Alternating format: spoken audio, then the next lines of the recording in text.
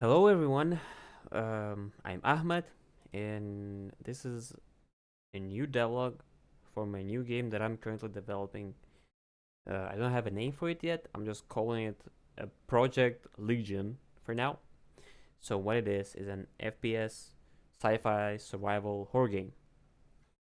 You play as some kind of a space corp, marine maybe, some kind of a space commando, basically a soldier in the sci-fi kind of future of humanity when humans start colonizing other planets and stuff. Uh, so you play as one of the soldiers, and one of the colonies on the far reach planet was captured by intelligent aliens. Right? They kind of on the same intelligence way as you are. They have weapons, they have spaceships, they have technology and stuff, but they more. I would say that like more bio. Bio weapons, like biopunk weapons, and you're just like a general like a sci-fi human stuff. Maybe there'll be uh, the humans will be kind of inspired by the Star Wars. The overall aesthetic will be inspired by the Star Wars, especially uh, the Clone Wars, the Republic Commando game. The overall game will be inspired by games like Doom 3, right? It's a very prominent sci-fi, and it's horror, and it's kind of survival a little bit, not much. Um, it will also be inspired by condemned criminal origins, in the way that it will be grounded, right? In the Even if it's maybe some of the way that it will be like sci-fi, um, maybe too fantasized, but there will be like grounded elements of the game that you will have like stamina. Um, you will need to manage resources more than you would in the Doom, but it still will give you an option for more like action-based combat. It will have it will also be inspired by like Resident Evil games, the way that you need to manage with the resources and inventory. Um, what else? Yeah, let's start more about the game. So the core mechanic of the game, the unique selling point will be its permanent death mechanic. Right, you will have in total like 6 characters, so basically 6 lives. Um, you start as the first character, and you go through the level. You complete certain missions, certain quests. There will be no NPCs. There probably be will won't be like any NPCs that you can like talk to, interact with. It will all be kind of like you surviving at this colony which was captured by the aliens, and then it was captured by like a parasite that is both capturing the aliens and the humans and transforming them into some kind of a zombie, you know. Um, so you will be like alone surviving, um, first like at the bottom levels of the colony, and then you'll be kind of going up and up and up, seeing the aliens and the parasites taking over the colony more and more. Um, so you'll be basically alone. There will be no NPCs, but there will be some story elements. Um, let's talk about more about the permadeath. So the permadeath, when you die, you don't lose everything, right? You don't lose everything. What you lose is just, I would say, you lose the character that you had because you start as a new character, but some progress is still there. So let's say some events that you have done, some paths that you have opened, some enemies that you have cleared up. Uh, there will be stashes with loot, but that you can stash your loot up or find the loot inside throughout the level. They will be still there, right? And the character that have died, uh, he will be he will be revived as a zombie, and you can find him and kill him and take the resources back from him, right? Um, it's similar to the way in the zombie games, but I think in zombie U game you have infinite characters. I think I'm not sure. I haven't played this game. I just know it has this mechanic. Um, Also, there will be a mechanic of a sonar mapping, so you'll have the ability. to lay lay out your map, your surroundings with your sonar tool, but you don't need to be careful using it because it will attract the enemies. Um, so the map data will be saved too, right? And also levels will be working in and will be designed in the like similar to Metroidvania levels where you'll have branching paths. You'll have like blocked ways that will be blocked um, that you can unlock with certain tools, with certain skills. Maybe characters will have a different skills and have like a different base base equipment that they start with. May right now, why am I bringing this permadeath mechanic? I'm bringing it to solve an issue, an issue that many players are talking about the survival and horror games, and that at a certain amount after a certain amount of deaths and saves and loads at checkpoints, you understand that it doesn't matter anymore, right? You can die as much as you want. You can quick load, quick save, quick load, and it's not scary anymore. It's just not scary anymore. There's no meaningful choices. Even if you die, even if you fail, you can just quick load and restart from the checkpoint. So with that mechanic, I'm trying to solve that, but without punishing the player too much, right? Because I kind of took this approach from the roguelites, from the roguelites games. When you get punished, yeah, like you get sent back to the beginning of the game, right? But some of your progress is still there, and it makes even if it's not makes your playthrough easier, maybe it at least will make it it will change it enough that it will make it interesting again playing through the whole level, you know. In my case, it will probably make your playthrough easier until the point where you will kill the first time, right? And there will be in total probably 6 characters, 6 lives basically. So, and if you run out of those, you basically need to restart the whole game from the beginning. I'm still thinking, I'm still playtesting the amount of characters that you will have. And it's mostly it will be a combination. The game will be a combination of classic arcade shooters like Doom. Uh, Primarily, I'm taking inspiration from Doom 3. Um, it will be it will it will combine the survival kind of grounded mechanics, grounded combat from the condemned uh, uh, criminal origins, and we'll have like this strategical resourcefulness, the resource management, the limited resources, the limited inventory from the Resident Evil, and take aesthetic from like the Star Wars universe kind of thing. Um, and that's what the whole game is about, really. Uh, the mechanics will be inspired by it. So let me show you something. For instance, um, you'll have weapons, right?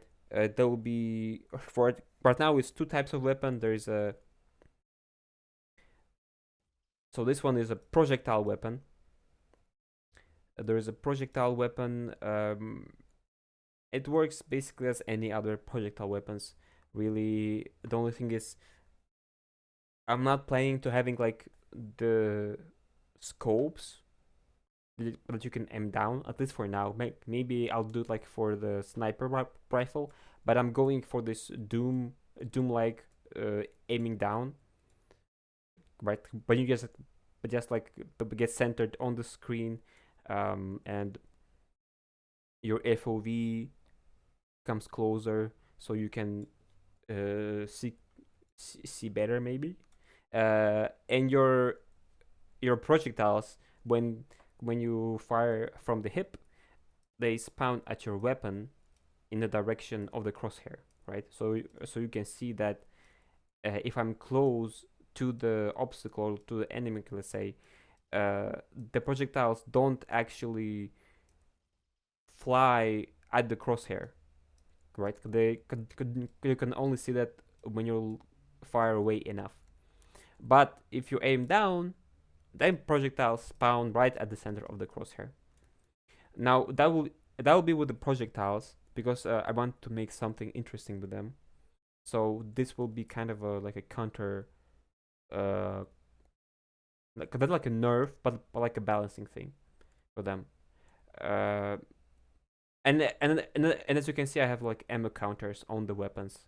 I think that will be useful because I will have a diegetic UI on the helmet, on the sci-fi kind of helmet, um, and you'll be able to turn it off the helmet, but I still wanted to give you like the information about the weapon in some way, so I put the ammo counter on it, like in Star Wars Republic Commando. There will be also raycast weapons. They are more precise, so the raycast will be spawned directly at the center of the screen. As you can see, it's almost like a sniper weapon right now because like there is no spread, but I will add spread for different weapons, of course. And it will be different both for when you shoot from the hip fire and when you shoot in the ADS. The way that the melee combat will work is that when you don't have any weapons in your hand, you use your hands. And you can just like fight. And when you hit low stamina, your punches get slower.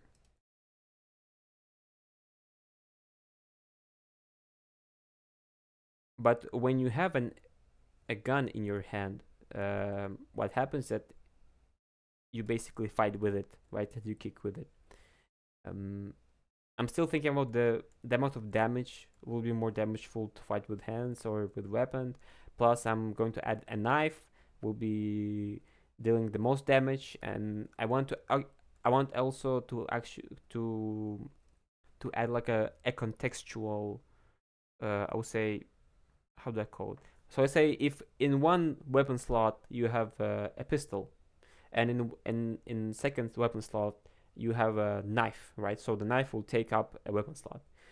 In When the game detects that, then it gives you a mode in which way that you have both pistol in one arm and knife in second arm, and this way you can be like, it will be more for like a stealth players or for like a hardcore players who wanna run through the whole game just with a pistol and a gun, and this way you will have the advantage of the knife even though you're wielding the pistol as your main gun. Now the stamina. Let's talk about the stamina. So the stamina, just the classical stamina. Sprint consumes stamina. Jumping, climbing consumes stamina. When you hit when you hit very low, you can't sprint anymore, you can't climb, you can't jump anymore. You can still hit, but very slow. Now, the way jumping and climbing works is that it's contextual. So you can't just spam. As you can see, there is a raycast, and you can just spam, climb, and jump. It only works when you're in the certain context, right? So let's say you're near an obstacle that can be climbed over, or an obstacle that can be climbed on, and it detects. It spawns. It doesn't spawn. It creates. It does a certain amount of line traces and capsule traces.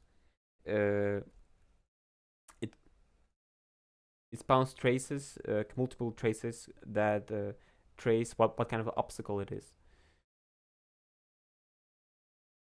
And it works like, let's say if and it works on the context.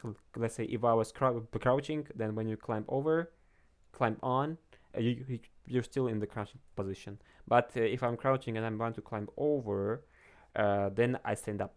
But that I'm thinking that makes more sense, but that might change in the future. Same, let's say if you're climbing on something, but there is an obstacle that blocks you from staying up, right? Then when I'm climbing over, it automatically puts you into the crouch mode. I don't have the crouch animation for the legs right now, but it will be added. Don't worry. The whole art animation is just like in the prototype phase right now. Same with the jumping.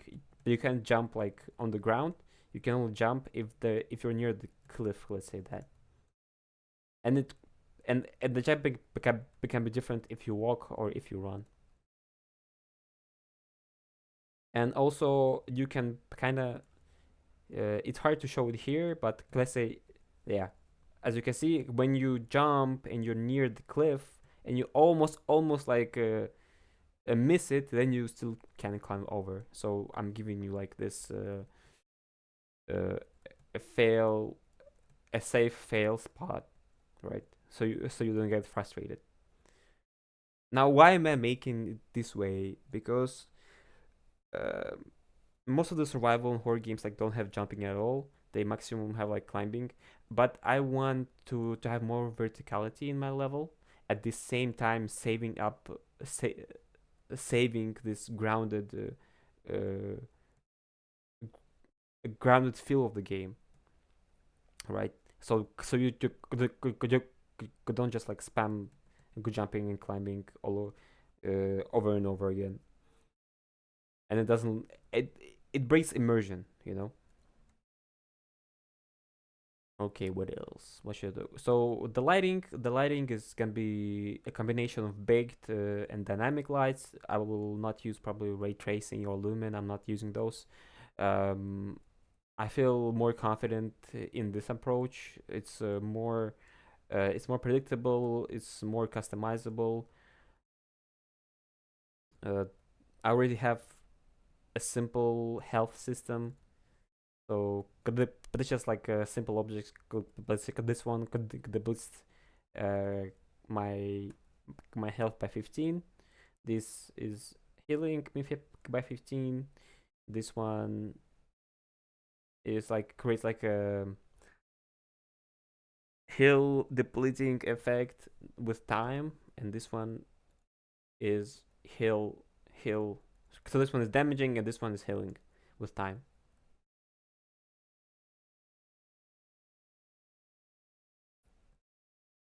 And I think that's all for now. I think that's all for now. I know I understand that it's not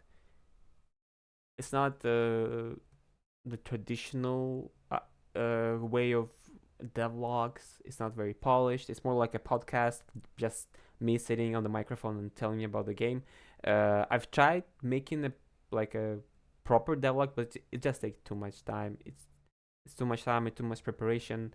I better spend that time on making the game. But the reason that I'm still making this devlog is because I want a place that I can share my thoughts on that I can share my progress and experience, that I can go back and see my progress through time, and maybe receive some feedback from the people who watch this. I don't know if there are really people who are watching this who enjoy this kind of a uh, this style of devlogs, but we'll see. So if you liked it, please leave a like, subscribe. I will be posting more devlogs. You can follow me on my Twitter, on my X. You can follow me on itch, play my older games from there. And I'll be seeing you in the next devlog. Thank you.